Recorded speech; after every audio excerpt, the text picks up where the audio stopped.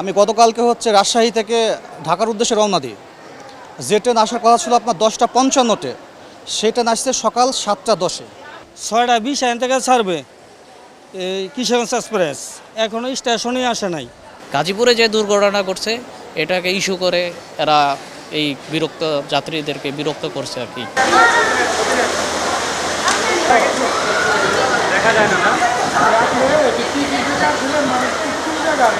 আমি এখন যাব রাজশাহীতে।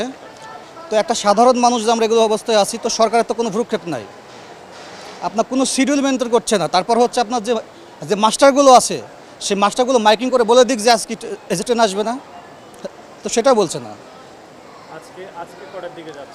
আজকে যাচ্ছি 10:55-তে আপনার ট্রেন। এখন দেখা যাক করার সময় তা আল্লাহ পাকই জানে। তো বাংলাদেশের যে আপনার ট্রেনের ব্যবস্থা একমাত্র আল্লাহ পাকই জানে যে কী বলে এই ট্রেন কখন আসবে।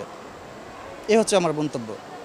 তাহলে অনেক মানুষ কষ্ট করতেছে, পোলাপান নিয়ে বউ বাচ্চা নিয়ে যাইতে পারে না। তার জন্য গাড়ি তো সরকারি নিয়মতে স্টেশন থেকে ছাড়ছে না।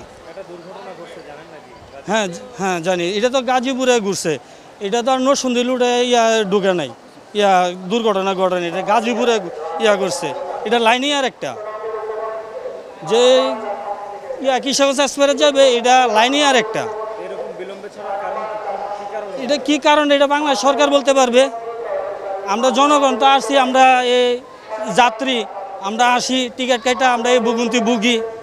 বাংলাদেশ সরকারের জনগণের কিন্তু পদক্ষেপ নিতে পারছে না এখনো।